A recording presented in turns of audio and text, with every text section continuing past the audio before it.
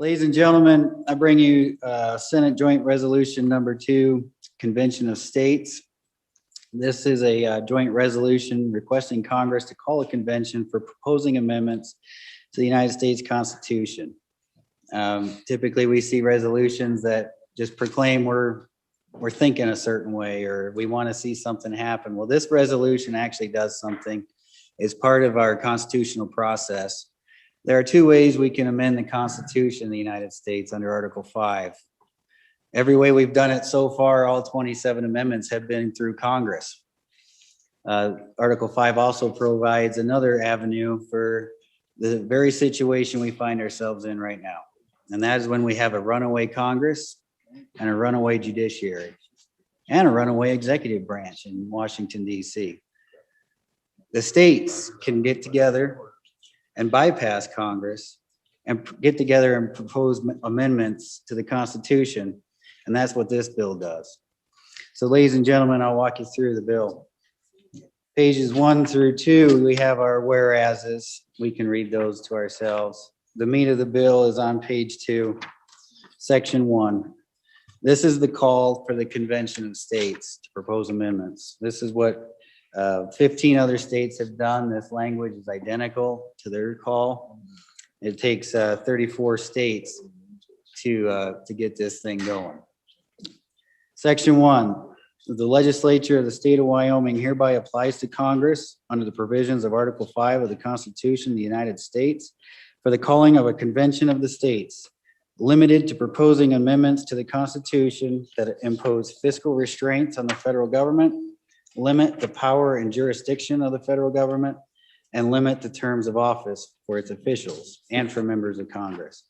So three things that are germane to this call: limit the power and jurisdiction of the federal government, limit the terms of office, and provide fiscal restraint. So those are the three areas that if we do get this convention called and all the states get together to meet and to discuss these amendments and start drafting these amendments, the amendments on the table will be dealing with fiscal restraints, whether we're looking at spending caps, whether we're looking at a balanced budget amendment, things of that nature, anything that limits the power and jurisdiction of the federal government, and term limits, which is overwhelmingly popular amongst Democrats, Republicans, and independents. It's something that the whole country can actually agree on, that we need term limits, not just for Congress, but for the bureaucrats and the federal officials and federal judges.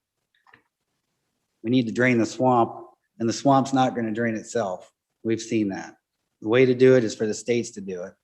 And this is the only way possible that we can get a term limits amendment that actually has teeth, that actually limits the bureaucrats and not just the representation. Section 2 is kind of comes with the subject to the following reservations, if you will. An application on line 12, page 3, an application to Congress, the United States, to call a convention pursuant to Article 5 for the purposes of proposing amendments to the Constitution confers no power to Congress other than the power to call. Romanet 2, Congress shall call an amendment convention only upon the receipt of applications for an amendment convention for the substantially same purpose. Remember those three things I outlined in section 1 from 2/3 of the legislatures of the several states. Number 3, Congress does not have the power or authority to determine any rules for the governing of the Convention of States, nor does it have the power to set the number of delegates. The power to name delegates remains exclusively within the authority of the legislatures of the several states. Number 4, by definition, a convention of the states to propose amendments to the Constitution, the states shall vote on the basis of one state, one vote. Number 5, a convention to propose amendments pursuant to this application shall be limited to considerations of the topics specified in the joint resolution and no other. Comes with the express understanding that any amendment that seeks to amend, modify, or repeal any provision of the Bill of Rights shall not be authorized for consideration in any matter. Number 6, pursuant to Article 5, Congress may determine whether proposed amendments shall be ratified by the legislatures of the several states or by ratifying conventions.